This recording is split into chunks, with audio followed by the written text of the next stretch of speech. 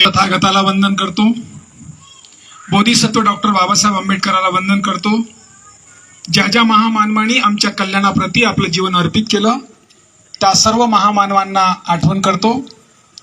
त्याचबरोबर आज या ठिकाणी ज्या संयुक्त विद्यमाने महात्मा ज्योतिबा फुले कॉलनी सिद्धार्थनगर, न्यू फुले कॉलनी भोजापूर भंडारा यांच्या मार्फत हा धम्मचक्र प्रवर्तन दिनाचा जो समारोह या ठिकाणी साजरा होत आहे, या कार्यक्रमाचे अध्यक्ष महोदय पुष्पाताई रामटेके, प्रमुख पाहुणे म्हणून असलेले विचारपीठावर असलेले सन्माननीय तुळशीरामजी भोवते सर, प्रवीण गोल्हर सर, प्रीतीताई मानापुरे, स्नेहताई साखरवाडे। मित्र हो, आज आपण जो काही एक पॉम्पलेट तुम्ही तयार केलेला आहे त्या पॉम्पलेटमध्ये तुम्ही लिहिलं आहे की धर्मचक्र, कृपया करून असं करू नका, कारण बुद्धाचा हा धम्म आहे, धर्म नाही। बाबासाहेबांनी जेव्हा बुद्धांनी त्यांचा धम्म हा ग्रंथ लिहिला त्यामध्ये धर्म आणि धम्माची दोघीही व्याख्या दिलेली आहे। बुद्धांमध्ये जेव्हा पाली भाषेमध्ये जेव्हा आपण धर्म लिहितो तेव्हा इथं धम्म लिहितात, वर्ग लिहिताना वग्ग लिहितो आहे। म्हणजे बाबासाहेबांनी 14 ऑक्टोबर 1956 आम्हाला धम्माची दीक्षा दिली। या धम्माच्या दीक्षा देण्यापूर्वी हजारो वर्ष आम्ही त्याच व्यवस्थेमध्ये गुरफडून होतो। 30 सण, 30 त्योहार, 30 नावं, 30 गावं, 30 खाण्यापिण्याची व्यवस्था, ह्या सर्व खरकटी व्यवस्था आम्ही तिथपर्यंत घेऊन आलो, कारण आम्हाला जाणीवच नाही आम्ही कोण आहोत। ज्या माणसाला ज्याची जाणीव नसतं त्याच्या नावात त्याला काही हागऱ्या, पात्र्या, मुत्र्या, शेंबड्या, लुकड्या, डुकड्या, कचऱ्या काही म्हणू द्या, त्याला काहीच वाटत नाही। त्याच्या नावामध्ये, त्याच्या गावामध्ये, त्याच्या जातीमध्ये जी जी नावं त्याला संबोधल्या गेली त्यांनी सहज स्वीकारल्या गेली। त्यावर कधी संघर्ष करावं, त्यावर कधी बोलावं असं कधी त्यांना वाटलं नाही, कारण देवाची करणी नारळात पाणी, हे सर्व काही घडतं त्या देवामुळे घडतं। कारण आपण मागील जन्मामध्ये काहीतरी पाप केलेलं आहे, त्या पापाचा प्रायश्चित्त आम्ही भोगतो आहोत, कारण आमचे वडील, त्यांचे वडील, त्यांचे वडील, त्यांचे वडील सर्वांनी हीच गत होती। त्यामुळे कोणी त्यावर असं काही वेगळं करण्याचं धाडस करत नव्हते।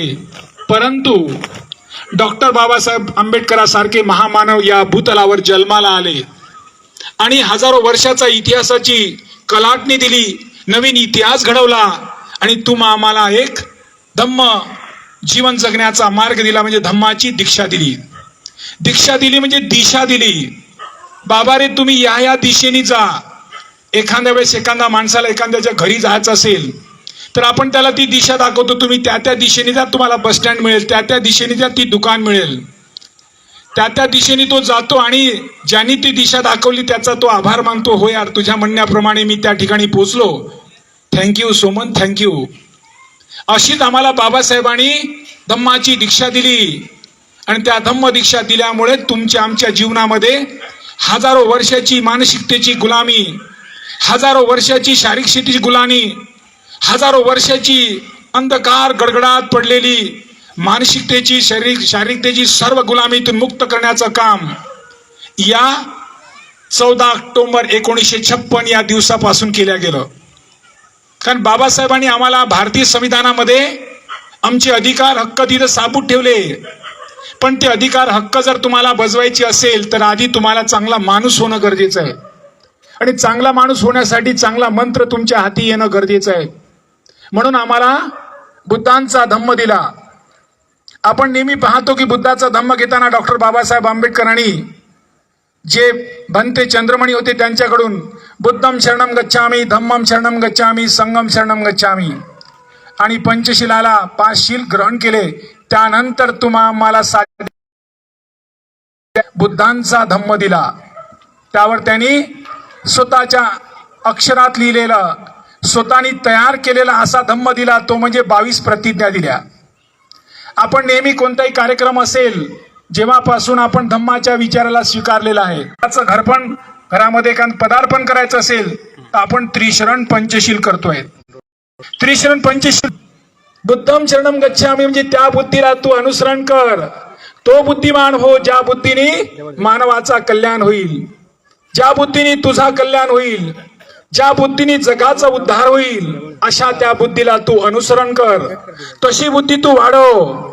म्हणून संविधानामध्ये जर आपण एससीच्या जाती पाहिल्या तर 59 जाती आहेत.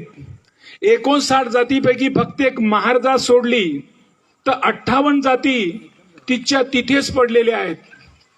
त्यांच्यामध्ये काही बदल झालेला नाही आणि यांच्यातच बदल झालेला आहे. कारण त्यांना माहीत झालं की संविधान देऊन चालणार नाही, यांना माणूस म्हणून जीवन जगण्याचा मार्ग दाखवणे गरजेचं आहे. यांना यांचा परिचय करून देणं गरजेचं आहे की बाबा रे तू माणूस आहे, तुला सन्मानाने जीवन जगायचं आहे, तुला सुद्धा सन्मान प्रतिष्ठा आहेत हे मिळवण्याची जबाबदारी तुझी आहे, तुला मिळवायचं आहे. तुझा कल्याण तुला करायचं आहे. तुझा कल्याण करण्यासाठी या जगातील कोणी येणार नाही. त्यामुळे तुला तुझ्याकडे असलेल्या त्या बुद्धीचा विकास करायचा आहे. म्हणून वारंवारता आपण जेव्हा जेव्हा कार्यक्रम होतो तेव्हा बुद्धम शरणम गच्छामी. बुद्धम म्हणजे ती बुद्धी अशी तयार कर की ज्या बुद्धीने तुझा आणि इतरांचा कल्याण होईल. म्हणून आज प्रत्येक लोक पाहतात, आमचे ओबीसी लोक पाहतात की हे लोक आमच्या घरामध्ये काम करणारी, फाटकी तुटकी कपडे घालणारी, ही लोक आम्ही दिलेलं उष्टपाष्ट खाणारी. आज या लोकांच्या जीवनामध्ये केवढा मोठा परिवर्तन झाला, किती मोठा बदल झाला. हे सर्व सुटा बुटात आली, थाटा माटात आली. फाटक्या तुटक्या झोपडीतली माणसं आज डेंटिंग पेंटिंगच्या घरात आली. हा कसा काय बदल झाला? याचा बदल तो एकच आहे, बुद्धम शरणम गच्छामी. त्या बुद्धीला शरण गेल्यामुळे त्यांच्या जीवनामध्ये परिवर्तन झाला, त्यांच्या जीवनामध्ये बदल झाला.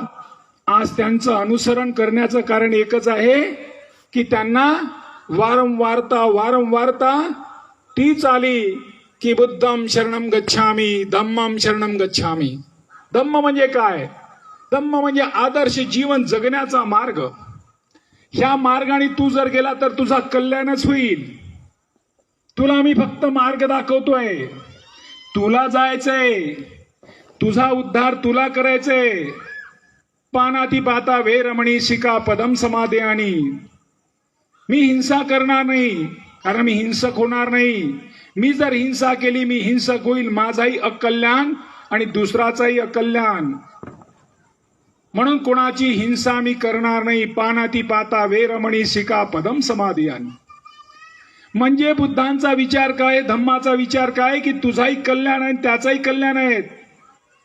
कारण तुला दुसऱ्याचा जीव घेण्याचा काही अधिकार नाही, कोणाला हिंसा करण्याचा अधिकार नाही. हिंसा कशी होते? काया वाचा मनाने. तुम्ही काही कायानेच कोणाची हिंसा केली पाहिजे असं नाही, वाचेने सुद्धा हिंसा होतं. कोणाला उतरताना चढताना बोलताना आपल्या वाणीतून त्याची भावना, त्याचा मन दुखू नये यासाठी मी सुद्धा वाणीची हिंसा करणार नाही. बुद्धांनी म्हटलेलं आहे वाणीचा 4 दोष आहेत, आपण त्या दोषातून मुक्त झालो पाहिजे. त्याचबरोबर मी मनाने सुद्धा हिंसा करण्याने कोणाच्या प्रती कोणाचाही नुकसान व्हावं, मी भावना माझ्या मनात सुद्धा येणार नाही, म्हणून मी त्याचा कल्याणी मित्र होईल.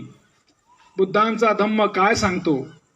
अरे धम्माच्या मार्गाने गेल्यामुळे तुझ्या जीवनातला कलाटणी येईल. अतिन्नदाना वेरमणी. मी चोरी करणार नाही. मी चोरी करणार नाही म्हणजे मी चोर नाही. मी चोर झालो तर दुसऱ्याची वस्तू चोरीला येईल, मला पोलीस स्टेशनला जावं लागेल, मला कोर्ट कचेरी करावं लागेल. ज्याची वस्तू गेली तो दुःखी होईल, त्याचाही अकल्याण झाला, माझाही अकल्याण झाला, त्यालाही दुःख प्राप्त झाला, मलाही दुःख प्राप्त झाला. कारण मी अदिन्नदाना, मी चोरी केली, जी वस्तू माझी नाही ती वस्तू माझी म्हणून मी माझी म्हणून ती वस्तू घेतली. म्हणून आपण सर्व आया बहिणींना विनंती, आपल्या मुलांच्या डोक्यांमध्ये ते बीज पेरा. अदिन्नदाना वेरमणी शिका पदम समाधयानी. मी जी वस्तू माझी नाही ती मी घेणार नाही. मी घेणार नाही म्हणजे मी चोर होणार नाही, आणि कोणी चोरी करत असेल त्याला सुद्धा मी समर्थन करणार नाही, त्याला सपोर्ट करणार नाही, त्याला उत्तेजित करणार नाही.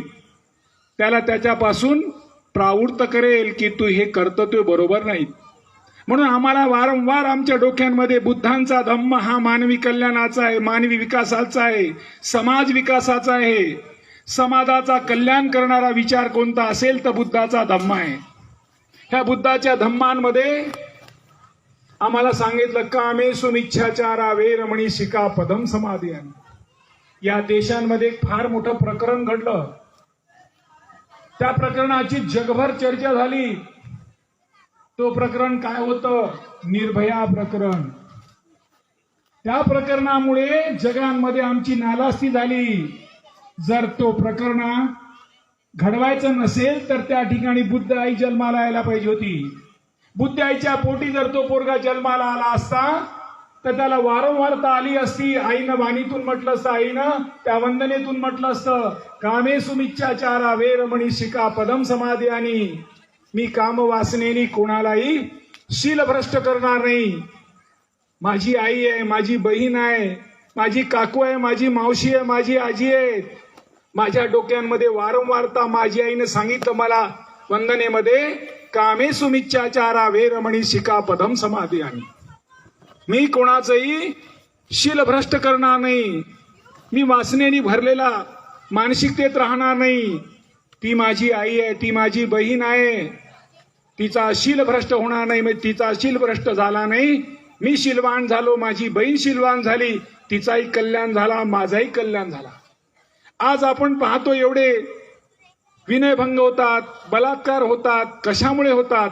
कारण तिच्याकडे त्याकडे बुद्ध आई नाही, बुद्ध परिवार नाही, बुद्ध बाप नाही, बुद्ध भाऊ नाही. कारण बुद्ध भाऊ बुद्ध बाप हे आपल्या वंदनेतून दररोज ऐकल्या जातात की मी कामेषु मिच्छाचारा वेरमणी शिका पदम समाधानी. या जगाला समाजाचा उद्धार करायचा असेल तर हे मार्गाने जाणं अत्यंत गरजेचं आहे. हा मार्गाचं अनुसरण करणं अत्यंत गरजेचं आहे.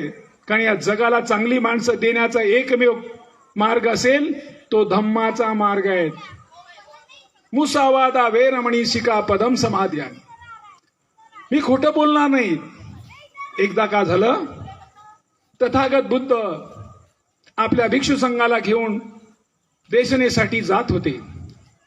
जाता जाताना ती त्यांच्या महलापासून जात होते. तेवढ्यात त्यांना घरी बोलवण्यात आलं तर ते त्यांच्या महालात गेले. महालात गेल्यानंतर अचानक यशोधरीने त्यांना बघितलं आणि त्यावेळेत ती आपल्या राहुलला शोधते. राहुलला इकडे तिकडे शोधून त्याच्या समोर उभं करते आणि ती म्हणतात, राहुल हे तुझे बाबा आहेत.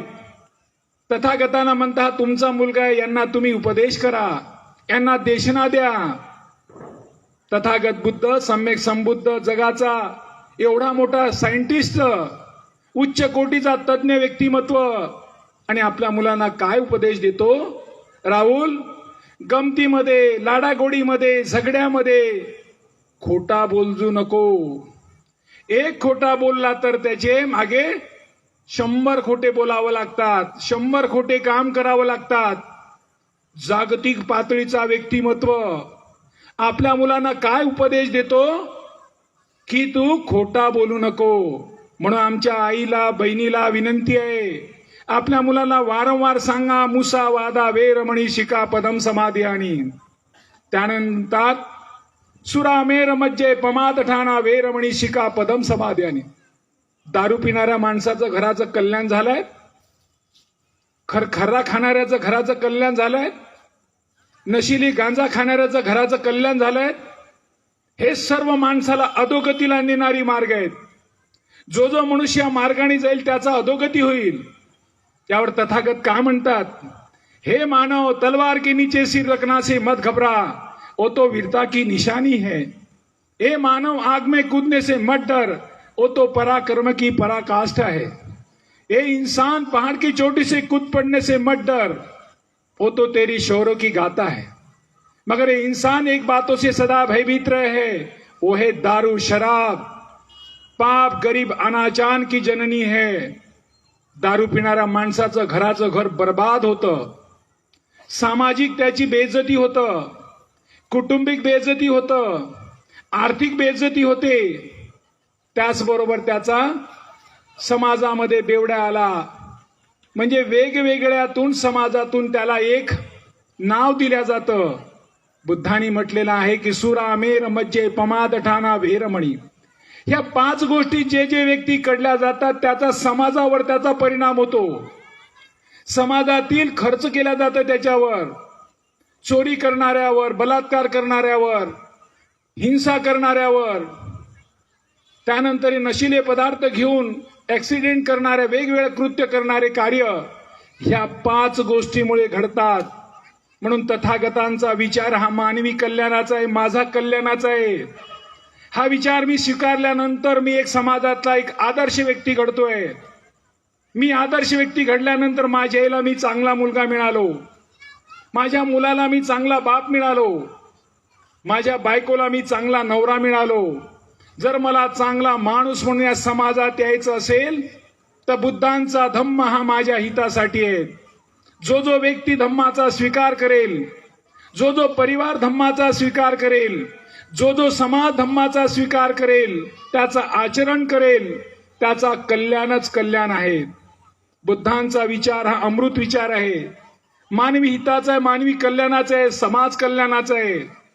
या मार्गाने जो जो जाईल, म्हणून बाबासाहेब आम्हाला या दिवशी, आजच्या दिवशी मला माझा जीवन श्रेष्ठ बनवण्यासाठी, मला उच्च कोटीचा माणूस बनवण्यासाठी हा मार्ग दिला. या मार्गावर जी जी मंडळी गेली त्या मंडळीच्या जीवनात अतोनात बदल झाला. आमचे ओबीसी वर्ग पाहतात, कारण दीक्षा घेऊन या लोकांना किती वर्ष झाली, 66-67 वर्ष झाली. पण या 67 वर्षांमध्ये या लोकांच्या जीवनात काय बदल झाला. आज किती मोठी शिक्षणाची धार लावलेली आहे. आज नागपूर शहरांमधला एक डॉक्टर आहे चंद्रशेखर मेश्राम. हा महार जातीचा मेश्राम आहे, परंतु जागतिक लेवलच्या जे ब्रेनचे, मेंदूचे जे तज्ज्ञ असतात त्या तज्ज्ञांचा तो अध्यक्ष आहे जागतिक पातळीचा. म्हणजे संधी दिल्यानंतर संधीचं सोनं कसं होतं, अतदीपचा परिणाम काय होतं, हे आम्हाला या धम्म जीवन जगण्यामधून आमच्या समोर उदाहरण आली.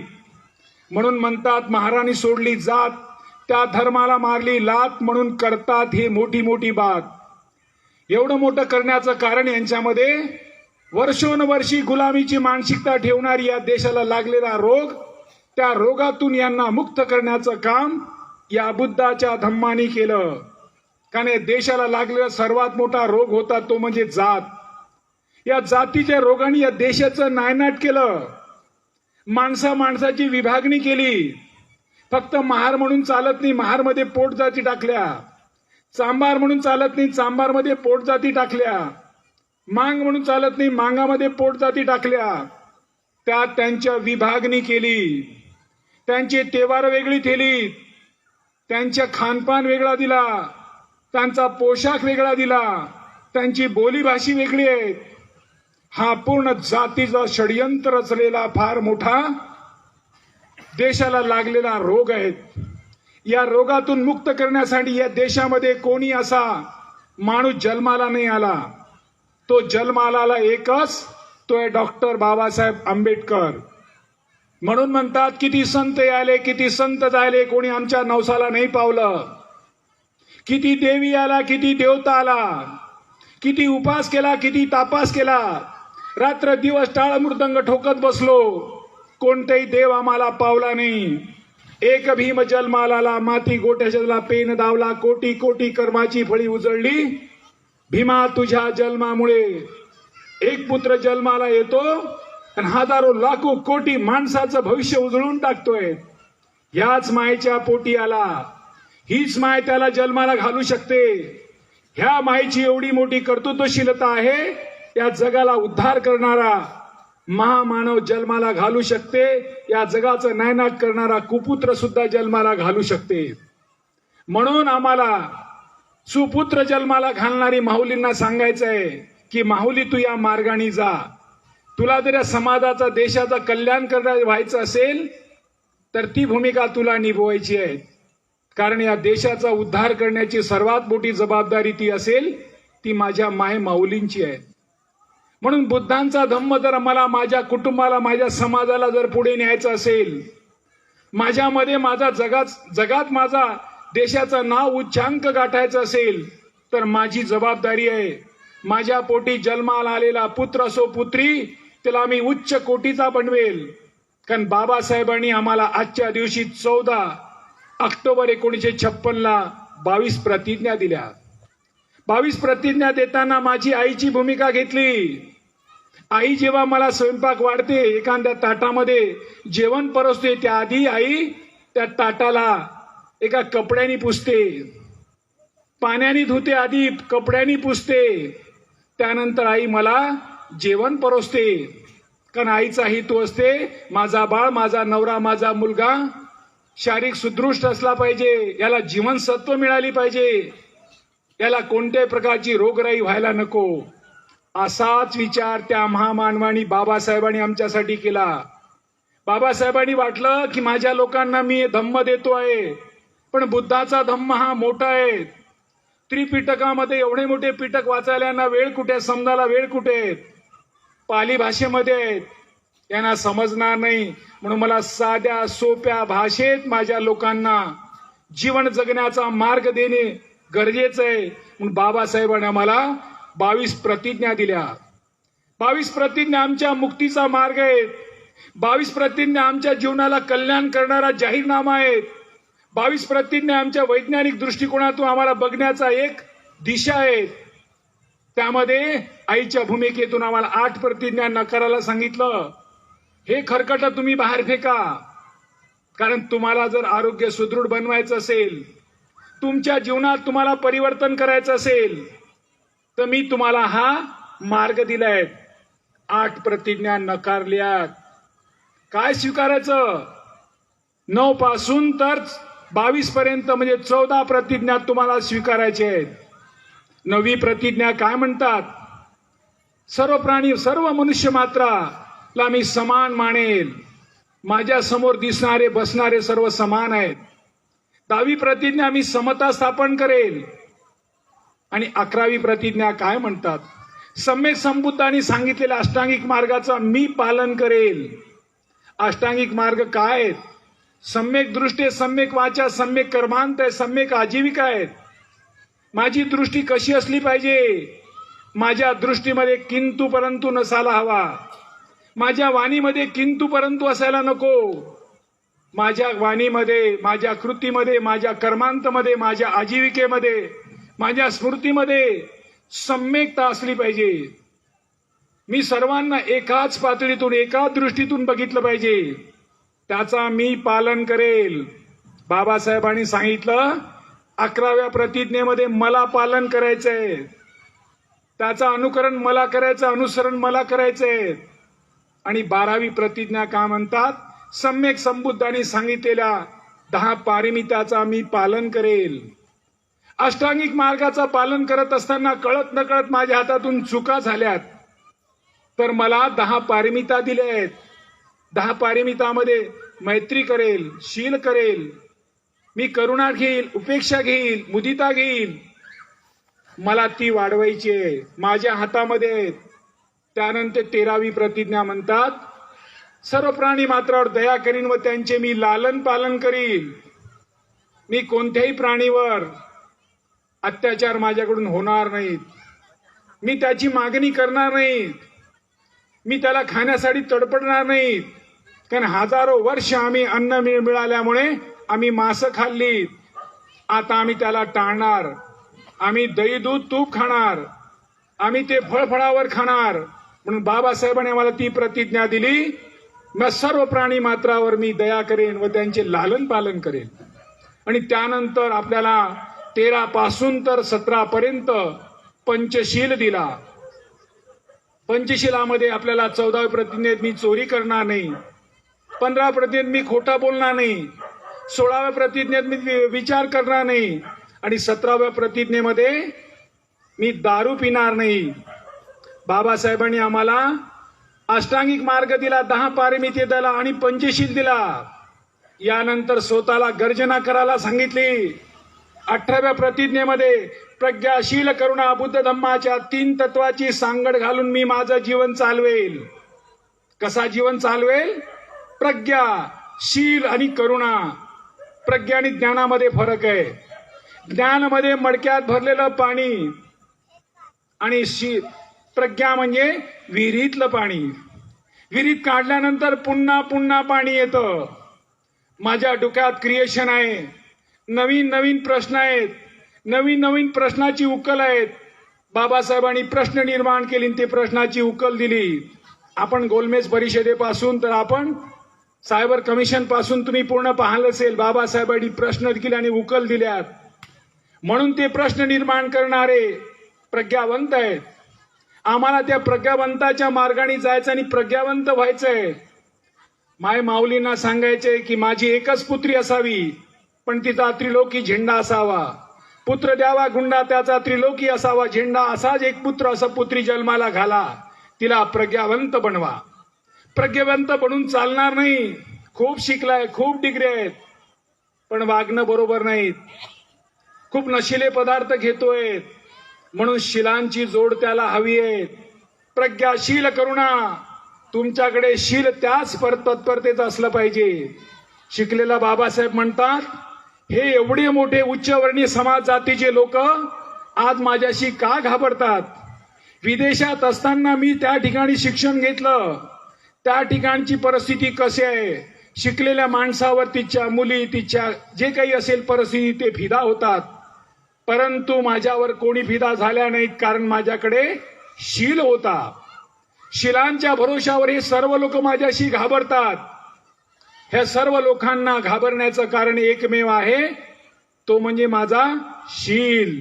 आई माई माऊलींना सांगायचंय, आपल्याला आपला मुलगा चांगला जन्माचा चांगला नामांकित करायचा असेल, एकच पुत्राला जर नामांकित बनवायचं असेल, एकच पुत्रीला नामांकित बनवायचं असेल, तिला शीलवान बनवा. शीलवान बनवण्यासाठी तुम्हाला कुठे बाजारात जाण्याची गरज नाही. बाजारात कुठे शील मिळत नाही. शील आपल्या घरात मिळतोय. घरात तो निर्माण करावा लागतोय. जसं मुलाला आपण प्रज्ञावंत बनवलं, शिक्षित बनवलं, उच्च कोटीचं शिक्षण घेण्यासाठी प्रवृत्त केलं, परंतु शीलवान होण्यासाठी तुमची नैतिक जबाबदारी आहे. त्याला शीलवान व्हावं ह्यासाठी मी काय करते? कारण त्या मुलाची मी आई आहे, त्या मुलाचा मी बाप आहे, त्या मुलाचा मी भाऊ आहे, त्या मुलाचा मी आजोबा आहे, आजी आहे. माझी जबाबदारी आहे त्याला शीलवान बनवणे. म्हणून तुम्हा सर्व माझ्या माया बहिणींना विनंती आहे की दररोज घरांमध्ये वंदना झालीच पाहिजे.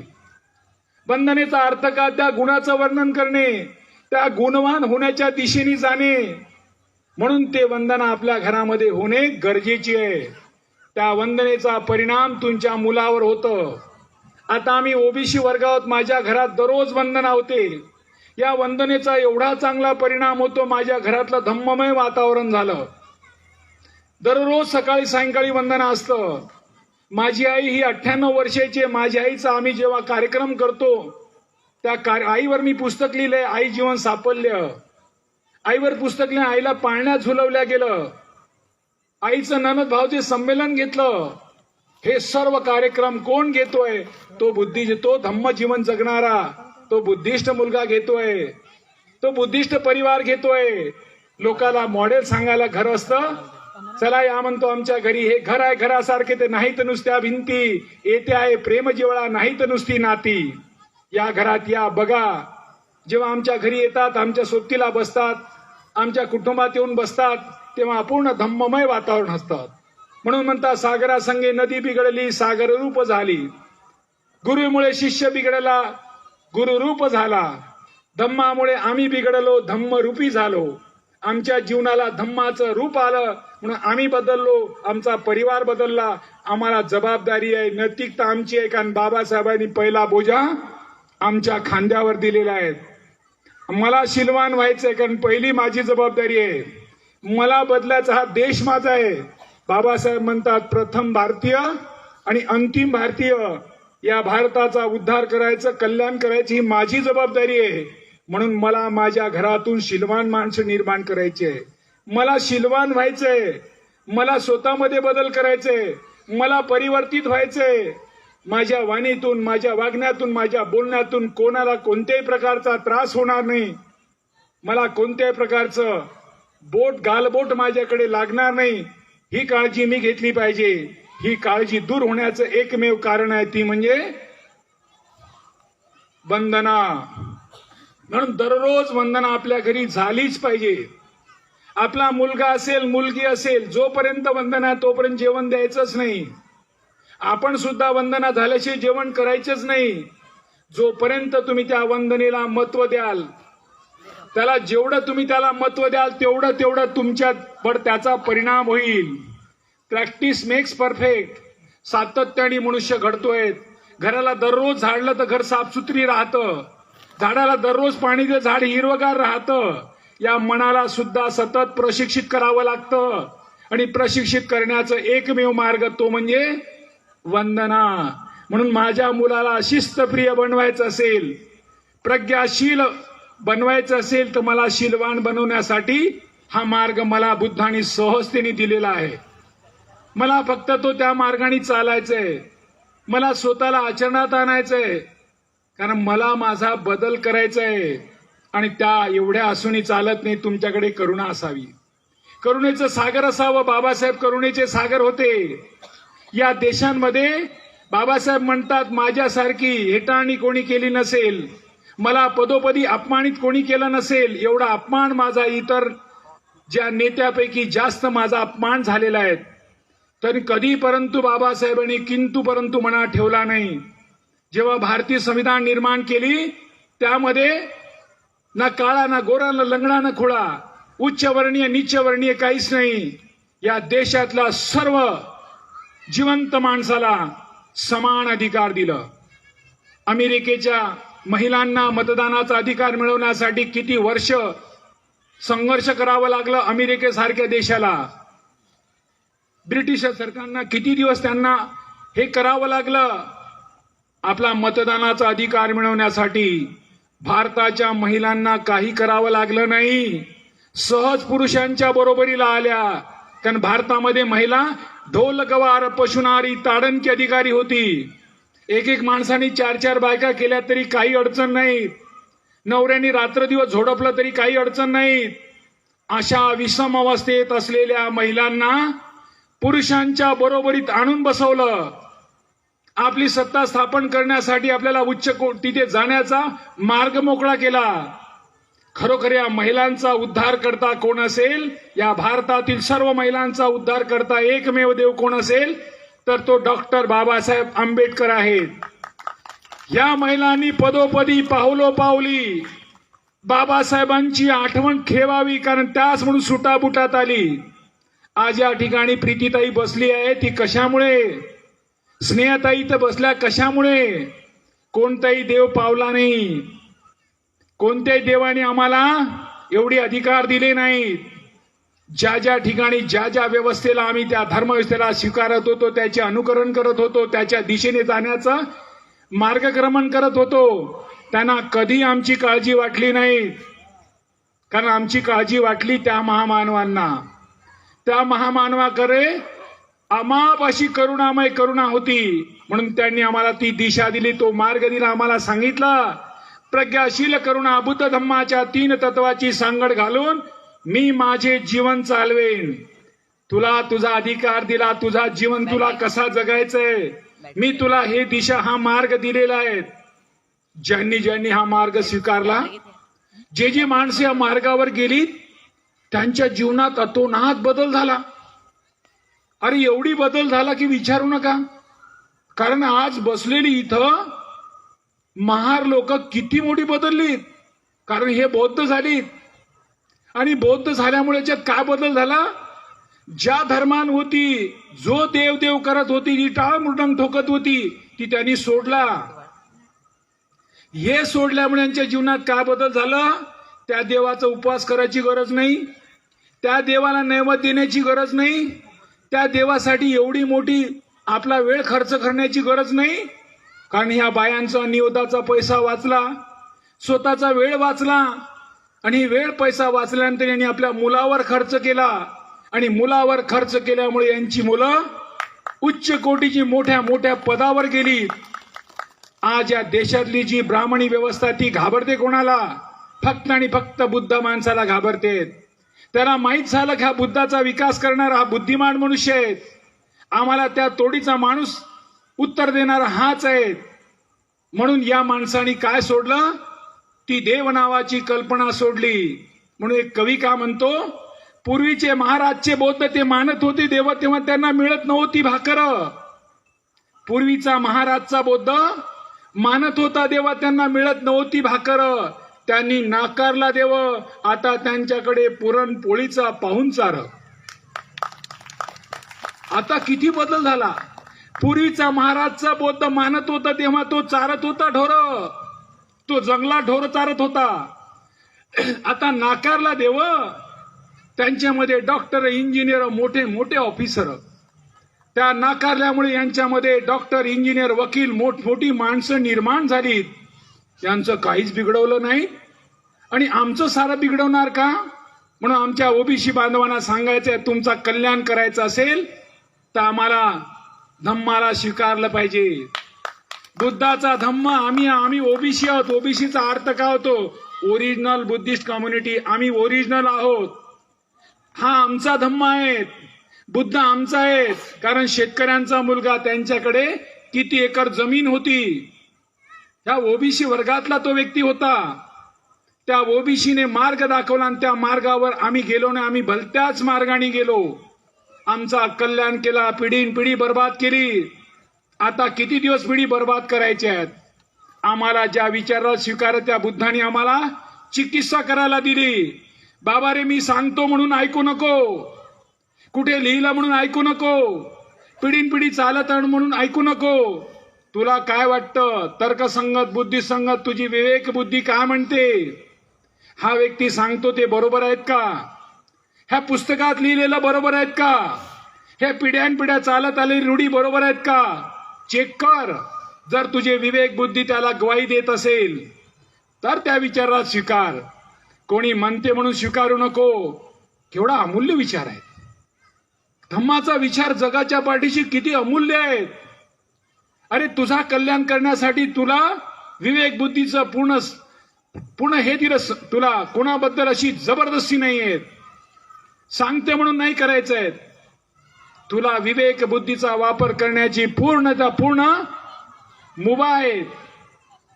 एवढी मोठी संधी आजपर्यंत कशा, म्हणून बुद्धांचा हा धम्म आहे. बाकीचे धर्म आहेत, धर्म आणि धम्मामध्ये फरक आहे. धम्म म्हणजे माणसाला आदर्श जीवन जगण्याची शृंखला आहे आणि धर्म म्हणजे करोडो त्या गजगजलेल्या पिढीने रूढी परंपरेमध्ये त्या कर्मकांडांमध्ये गुंतण्याचा तंत्र मंत्र आहे तो. म्हणून आम्हाला बाबासाहेबांनी धम्म दिला. म्हणून बाबासाहेब म्हणतात की बुद्धाचा धम्म हा सदधम्म आहे. मला खंडोबाई चालते देवीबा चालते असं नाही, तो धम्म आहे. बुद्धाचा धम्म सधम्म आणि अधम्म त्यांनी विभागणी केली आहे. आणि 21व्या प्रतिज्ञेत म्हणतात, माझा नवा जन्म होत आहे. आजपासून मी नवीन विचार स्वीकारलेला आहे, माझ्या जीवनात बदल आहेत. आणि 22वी प्रतिज्ञा म्हणतात की मी बुद्धाच्या शिकवणीप्रमाणे वागेन, बुद्धांचा विचार पूर्ण स्वीकार करेल. केवढा मोठा अमूल्य विचार आम्हाला बाबासाहेबांनी या रूपाने आजच्या दिवशी दिलं आणि त्या दिल्यामुळे आज आमच्या जीवनामध्ये परिवर्तन झालं. म्हणून तुमची आमची जबाबदारी आहे, या देशातला जो आमचा शोषित पीडित जो डोंगर खोळ्यात बसलेला आहे, चाहे त्याला आदिवासी म्हणतात, भटक्या म्हणतात, विमुक्त म्हणतात, ओबीसी म्हणतात, वेगवेगळ्या जातीत जो गुंतलेला आहे, त्यातून त्याला बाहेर काढायचं आहे. त्याला बाहेर काढण्याची जबाबदारी माझी आहे. त्याला मला पर्याय द्यायचा आहे. म्हणून तुम्हाला सर्व विनंती आहे माझी, कारण तुम्ही आमचे मोठे बंधू आहात. तुम्ही धम्माला आधी स्वीकारलं, आधी त्याला चाखलं, त्यामुळे तुमच्या जीवनात परिवर्तन झालं आणि हे सर्वांसमोर मॉडेल आहेत. म्हणून तुम्हाला ती जबाबदारी स्वीकारायची आहे. तुमच्यासारख्या कुटुंबातील व्यक्तीने आमच्या जे ओबीसी वर्ग त्यापासून दूर आहेत त्यांना या दिवशी तुमच्या घरी बोलवायचं, त्याला जेवण द्यायचं, सत्कार करायचं, सन्मान करायचं, स्वादिष्ट पदार्थ त्याला खायला द्यायचं. आणि त्याला वाटलं पाहिजे का अरे बाबा, ह्या लोकांच्या जीवनामध्ये केवढा मोठा परिवर्तन आहे. अरे यांनी मला घरी नेलं, घरी नेल्यानंतर माझा नवरा बायकोचा सत्कार सन्मान केला, घरामध्ये स्वादिष्ट पदार्थ खायला दिली. नवरा बायकोला शाल आणि साडी दिली आणि त्याचबरोबर मला एक पुस्तक वाचायला दिलं आणि सांगितलं, सर हे पुस्तक वाचून मला प्रतिक्रिया द्या. ही जर आपल्याला अशा प्रकारची तुम्ही कृती करत गेली, कारण बाबासाहेबाचं स्वप्न आहे भारताला बुद्धमय बनवायचं. आता बुद्धमय बनवण्यासाठी बाबासाहेब नाहीत, बाबासाहेबांनी सर्वांच्यावर जबाबदारी टाकलेली आहे.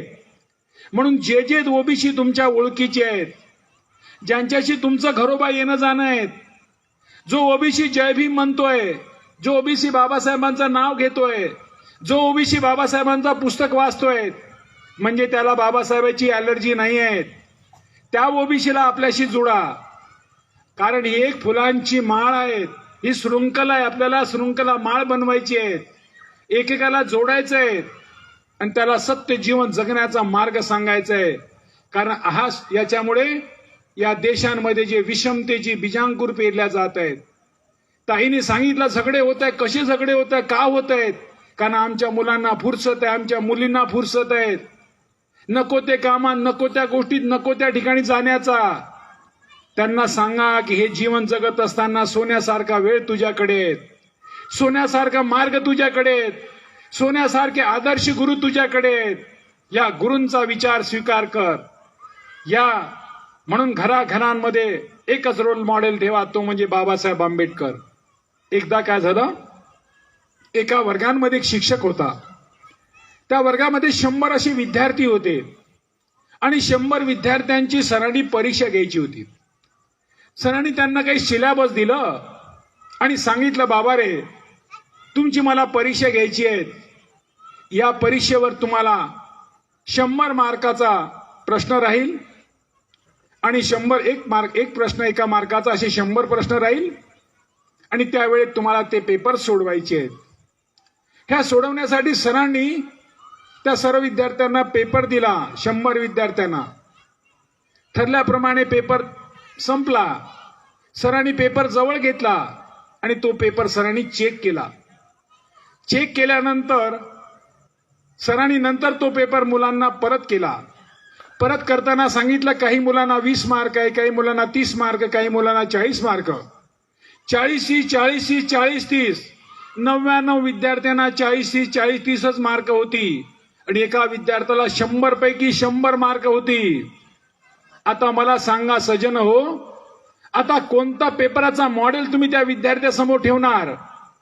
त्या विद्यार्थ्यासमोर तुम्ही तोच पेपर ठेवणार ज्यामध्ये 100 पैकी 100चे 100 प्रश्नाची उत्तरं दिल्या गेली आहेत. आमच्याकडे बाबासाहेब 100 पैकी 100 प्रश्नाचे उत्तर आहेत. बाबासाहेब सोडून तुम्हाला कुठे जायची गरज नाहीये. जगाचा समाजाचा विद्वान कोण असेल तर बाबासाहेब असेल. तुमच्या मुलासमोर रोल मॉडेल ठेवा. चरित्रवान शीलवान असेल तर तो बाबासाहेब याच्या समोर ठेवा. कारण जगातली माणसं भारताकडे एक वेगळ्या दृष्टीनं बघतात. ते म्हणतात की भारत एवढ्या लोकसंख्येचा देश, एवढी जातीयता आहे, ह्या जातीमध्ये पोट जाती आहेत, एवढ्या लोकसंख्या असलेल्या देशांमध्ये बेकारी आहे, महागाई आहे, तरी हे लोक जास्त संघर्ष करताना दिसत नाही. या देशाच्या प्रधानमंत्रीला देशांमध्ये लॉकडाऊन लावण्यासाठी 4 तासाची मोहलत घेतली. फक्त रात्री 8 वाजता केला आणि 12 वाजल्यापासून लॉकडाऊन लावला. अमेरिकेच्या राष्ट्रपतीला लॉकडाऊन नाही लावता आलं. कशामुळे? भारताच्या प्रधानमंत्रीला लॉकडाऊन कशामुळे लावता आलं? ते फक्त आणि फक्त भारताच्या संविधानामुळे. त्या संविधानाला स्पर्श कोणाचं लागलं? त्या चरित्रवान व्यक्तीचं. जेव्हा चरित्रवान व्यक्तीचा स्पर्श लागतो आहे तेव्हा एवढा मोठा भारत एकरूप राहतोय. म्हणून आम्हाला चरित्रवान बनायचं, शीलवान बनायचंय. शीलवान बनलो तर मला माझ्या कुटुंबाला एकरूप ठेवता येतं, मला माझ्या समाजाला एकरूप ठेवता येतं, माझ्या घरात परिवर्तन करायचं. त्यामुळे सर्वात मोठा फायदा माझा स्वतः आहे. माझा स्वतःचा फायदा आहे कारण मी अतदीप भाव होतोय. अतदीप भाव झाल्यानंतर मला खरं आणि खोटं समजायला लागलं. ह्या सर्व कल्याणी मार्ग स्वीकारण्याचं काम मला या बाबासाहेबांनी बुद्धांचा धम्म देऊन माझ्या जीवनाला स्वर्णमय जीव बनवला. सोन्याचा चिडियाचा देश नाही, मी सोन्याचा चिडिया मी स्वतः आहे. मला काय व्हायचं? मला डॉक्टर होता येईल, इंजिनियर, वकील होता येईल, काही आता सांगायची गरज नाही. जातपंथी कोणाला दोष देण्याची गरज नाही. मी स्त्री आहे तो पुरुष आहे हे म्हणण्याची गरज नाही. तुला काय व्हायचं तू ठरव. तुझ्यासाठी सारे मार्ग मोकळे आहेत. या भारतीय संविधानाने प्रत्येकासाठी प्रत्येक मार्ग दिलेला आहे. तू काही होऊ शकतं, कुठेही जाऊ शकतं. तुला उच्च कोटीचं उच्च कोटी गाठायची असेल, उच्च पदावर जायचं जाऊ शकतं, आणि खड्ड्यात जायचं खड्ड्यातही जाऊ शकतं. तू ठरव. आज आम्हाला कोणाला दोषारोपण देण्याची गरज नाही. या महामानवाने आम्हाला आदर्श जीवन जगण्याचा मार्ग दिला. म्हणून ज्या ज्या लोकांनी या मार्गाने मार्ग स्वीकारलेला आहे म्हणून आमच्या जीवनात परिवर्तन झाला. नाहीतर काय होईल, आम्ही जे लोक आहोत आम्ही मांग राहणारे लोक आहोत. मांग राहणाऱ्या लोकांचं कसं, मांग भाऊ मांग, मांगाने घेतलं सोंगन मांग राहिला मागच्या मांग. कधी दिवाळीला मांग देतो की शिमग्याले मांग, फाटकं मांग किंवा तुटकं मांग. मांगानं घेतलं सोंगन मांग राहिला मागच्या मांग. आम्ही जे लोक होतो ते असेच राहिलो. काय महाराज बदली, काय बदल होणार, काय बदल होणार, असंच करत गेलो आणि त्या मार्गाला स्वीकारलंच नाही. आणि हे मार्ग स्वीकारल्यामुळे, ज्या लोकांनी स्वीकारल्यामुळे आजच्या घडीला 99-98% लोक मंदिरात जात नाही. ज्यांनी बाबासाहेबचा बुद्ध धम्म स्वीकारलेला आहे ते लोक 98%, 2% चोरी चपारीनं जात असतील तर जात असतील, परंतु 98% लोक मंदिरात जात नाही. केवढी मोठी प्रगती. या दीक्षाभूमीवर मागच्या वर्षी 5 कोटीचे पुस्तक विकल्या गेलीत. हे पुस्तक निर्माण कोणी केली? यांनीच निर्माण केली. हे पुस्तक विकत कोणी घेतली? यांनीच विकत घेतली. बाबासाहेबांनी दीक्षा दिली त्यानंतर इथे एकही विहार नव्हतं. आज कितीतरी विहार निर्माण केली या लोकांनी केली. कारण यांना अतदीप भाव म्हटलेला आहे. तुझा कल्याण तुला करायचंय. आज एवढा मोठा परिवर्तन दिसतो आहे तो त्या धम्माचा 14 ऑक्टोबर 1956चा या दिवसाला आपण सुवर्णमय दिवस म्हणून आमच्या घरांमध्ये एक मोठा सण साजरा करायचा. आजच्या दिवशी तुम्ही गोड मोठ्या चांगले पदार्थ बनवायला पाहिजे होतं. घरावर चांगल्या प्रकारची रंगरंगोटी लावायला पाहिजे होती. बिजली लावायला पाहिजे होती. कारण आमच्या उद्धाराचा, आमच्या कल्याणाचा, आमच्या जीवनात परिवर्तन आणण्याचा सोन्याचा दिवस आजचा होता. आजच्या दिवसाला आम्ही सोन्याचा दिवस मानेल. मी रंगीत नवीन कपड्यात राहील. पाहुण्या माझ्या घरातल्या कपड्यात नवीन राहील आणि नवनवीन पदार्थ बनवेल. आज पदार्थ मी खाईल. कारण आजचा दिवस हा सोन्याचा दिवस आहे. बाबासाहेबांनी माझ्या जीवनाला, माझ्या समाजाला जी कलाटणी देण्याचं काम केलं ते आजच्या दिवसापासून केलं. म्हणून मी आजच्या दिवसाला मानलं पाहिजे. यानंतर तुम्ही ठरवा सर्वांनी की आजचा दिवस आमचा सोन्याचा दिवस आहे. या दिवसाला आम्ही सोन्यापरीने त्याला तोलू, मापू आणि समाजासमोर आदर्शाचा मॉडेल ठेवू अशी मी अपेक्षा करतो. मला या ठिकाणी तुम्ही बोलायला संधी दिली. आपण सारे बुद्धाला मानणारे माणसं आहोत. बुद्ध म्हणून माझी काय जबाबदारी आहे? मी आधी ठरवलं पाहिजे मी कोण आहे. मी ठरवलं मी बुद्ध आहे तर मी 8 दिवसामध्ये 15 दिवसामध्ये विहारात गेलोच पाहिजे. कारण मी बुद्ध आहे. मला चेक करायचं मी कोण आहे. बुद्ध आहे. ख्रिश्चन असेल तर तो तिथे जातोय. मुसलमान असेल तर तो तिथे जातोय. मग साऱ्या धर्मातली लोक जर ते त्या ठिकाणी जाते तर माझी काय जबाबदारी आहे? मी बुद्ध आहे. जर चेक केला, स्वतःला चेक करा. मी बुद्ध आहे. मी दररोज विहारात गेलोच पाहिजे. दररोज शक्य नसेल 8 दिवसात गेलो पाहिजे. 8 दिवस नसेल 15 दिवसात गेलोच पाहिजे. हे मला ठरवायचं. कारण मी बुद्ध आहे. मी तिथे जाऊन वंदनेत बसलोच पाहिजे. कारण मी बुद्ध आहे. मी बुद्ध असल्याची मला वारंवार जाणीव झाली पाहिजे. तुमच्या जाणीवेचा परिणाम तुमच्यावर होतो, तुमच्या कुटुंबावर होतो, तुमच्या आजूबाजूला बघणाऱ्या लोकांवर परिणाम होतो. हा व्यक्ती दररोज विहारात जातो. हा व्यक्ती 8 दिवसाला विहारात जातोय. तुमच्या वागण्याने, कृत्याने इतरांवर त्याचा प्रभाव पडतोय. म्हणून तुमची जबाबदारी आहे की या दिवसाला मी घेतलं पाहिजे. बुद्ध म्हणून मला काय स्वीकारायचं आणि काय न करायचं. माझ्या घरामध्ये बाबासाहेब बुद्धाशिवाय दुसरे कोणाचेच फोटो असायला नको.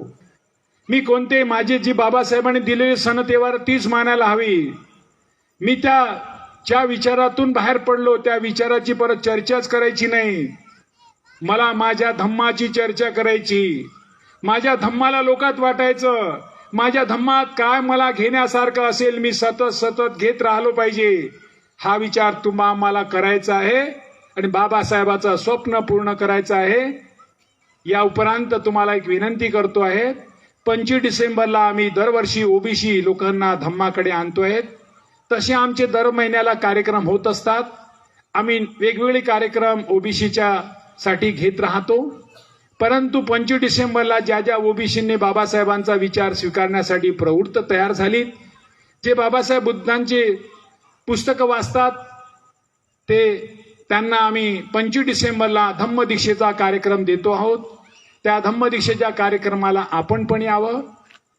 जे धम्म बांधव, जे ओबीसी बांधव तुमच्या परिचयाचे आहेत, त्यांना पण घेऊन यावं. कारण आपला तुमची आमची जबाबदारी आहे. झूठा पैसा रूठा भाई, समय समय पर काम आहे. आमची तुमची जबाबदारी या बाबासाहेबाच्या स्वप्नाला पूर्ण करायची. म्हणून सर्वांना 25 डिसेंबरला या धम्मदीक्षेच्या कार्यक्रमासाठी नागपूर शहरात यावं. तुमचं स्वागत होईल. आणि मी एवढं बोलून माझ्या वाणीला विराम देतो आहे. साधू साधू साधू साधू.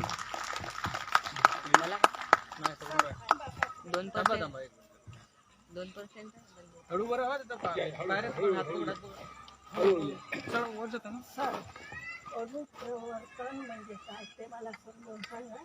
आणि हे माझी चिठ्ठी आहे, याच्यात प्रश्न आहे, त्याचं उत्तर द्या. 2% फक्त काय 2 1 10% येते हातात जास्त. कोणाला बोलवलं का शेंड्याचं तिकडे मागा. आता ऍक्च्युली हा पॉम्पलेट मी तयार केला नाही, त्यामुळे तयार करणाऱ्या भाजी बनवणाऱ्यालाच भाजी विचारला पाहिजे, याच्यात खारट फिकट तिखट कसं. आता ज्यांनी खाल्लं त्यांनी कसं म्हणावं की भाजी अशी बनवल्या गेली. आईचा दुसरा प्रश्न आहे, माणूस मेला की सगळं संपतं, पण काही लोक मेलेल्या माणसाला शरणावर पाणी पाजतात आणि नंतर अग्नी देतात. याबद्दल मार्गदर्शन करा अशी विनंती. आई, माणूस मेला म्हणजे जग संपलं. माणूस मेल्यानंतर जग संपलं. म्हणून बुद्धाचा धम्म हा जिवंत माणसासाठी आहे. कोणासाठी आहे? जिवंत माणसासाठी. आणि मेलेल्या माणसाला पाणी पाजवा का, सोनं पाजवा का, कपडे घाला का, आंघोळ घाला का, काही फरक पडत नाही. ही आमची अंधश्रद्धा आहे. आम्ही सर्व अंधश्रद्धेत गुंतलेले आहोत. तुम्हाला मेलेल्या माणसाला सद्गतीला न्यायचे असेल तर त्याला त्या बॉडीचं देहदान करायला सांगा. आपण सर्वांना विनंती करतो, आपण बुद्ध माणसं आहोत. आमच्या बॉडीचा समाजाला फायदा व्हावं, इतर लोकांना फायदा व्हावं. अरे मेल्यानंतरही आम्ही लोकांच्या उपयोगात आलो, म्हणून आम्हाला काय करायची, आमची बॉडी देहदान करायची आहे. मी माझी बॉडी देहदान केली आहे, लिहिलेलं आहे माझ्या घरी की आल्यानंतरही द्यायची आहेत. कारण माझ्या डोळ्यावर, माझ्या स्किनवर, माझ्या जे काही जॉईंटवर कितीतरी मुलं शिकतील, कितीतरी मुलं पुढे जातील. म्हणजे इतरांच्या मी कल्याणासाठी कामी येणारा मनुष्य. आई, जे आपण पाणी पाजवतो ते चुकीचं आहे. मेल्यानंतर रडणं पडणं चुकीचं आहे. अग्नी देणं पण चुकीचं आहे. पूर्वी काळी काय होतं, आपण लोक रोगराईने मरायचं आणि खायला मिळायचं नाही, भरपूर पाणी यायचं, त्यामुळे आपल्याकडे कोणी बघायचं नाही. आजोबा मेला, आजी मेली, घराघरातच खाऊन खाण्यापिण्याने मरून जायची. त्यामुळे या रोगराईने आमच्या अंगावर एवढं म्हणजे किडे माकोडे व्हायची. त्यावेळी घालायला कपडे नाही, झोपायला बरोबर कपडे नव्हते. आता तुम्ही थोड्याशा चांगलं जीवन जगणारे आले असतील तर माहित नाही, पण त्यापूर्वीच्या आमच्या माया माऊली बाप दादे होते, खाली बरोबर नाही. कारण घरात खाण्यासाठी कोणता पदार्थ आणत होते माहित आहे, आणि आणल्यानंतर तो कितीतरी दिवस ठेवत होते. त्यामुळे त्याच्यात तर रोगराई येणारच होती. अशा रोगराई येत असल्यामुळे त्यांना त्या प्रसंगी अग्नी देणं गरजेचं होतं, कारण ती रोगराई पसरणार होती. परंतु ही आजच्या स्थितीमध्ये मेलेल्या मेल्यानंतर त्या माणसाला सगळं संपतंय, बरोबर आहे. त्या माणसाला शरणावरण्यानंतर पाणी पाजतात, हे चुकीचं आहे. पाणी किती पाजलं तरी पाणी त्याच्यावर जात नाही. अग्नी दिल्या जातं, कारण त्या त्या प्रसंगाची ती मागणी असतं. परंतु माझं म्हणणं आहे की आपण जेव्हा ऍक्सिडेंट झाला असेल, आपण कोणत्याही कारणाने आपला देह गेला असेल, तर आपण देहदान करावा असं मला वाटतं. एवढं सांगतो आई, आणि मी थांबतोय. पुन्हा काही आहे? पुन्हा काही आहे का? आई पुन्हा काही आहे का? मी एवढंच मार्गदर्शन होतं, कारण जी होतं की जी माणूस मेल्यानंतर तो काही राहत नाही, ते चुकीचं आहे. पाणी पाजवणे हे चुकीचं आहे. अमृत द्या, काही द्या, काही द्या, जिवंतपणी भरपूर जेवण द्या, जिवंतपणी भरपूर पदार्थ द्या, जिवंतपणी त्याला जेवढं काही करता त्या. मेल्यानंतर काही देऊ नका, कारण जिवंत माणसं मेल्यानंतर तुमचं काही नाही, ते शरीराला कोणत्याच गोष्टी काहीच करता येत नाही. म्हणून तुम्ही पाणी पाजवता, अग्नी देता, काही कोणी सोन्याचं तोंडात टाकते, कोणी काही टाकत राहतात, कारण ती बाई अज्ञानी असते, माहीत नसते. पण सुशिक्षित समजदार बहुनी आता फरावं, आता बदल करावं.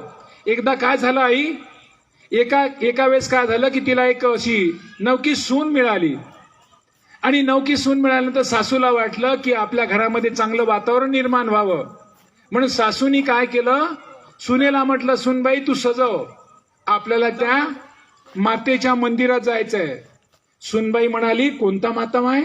ऐ माय बाई, माझ्या सुनेला काही कळत नाही. अगं बाई, त्या देवळामध्ये ती माता राहते.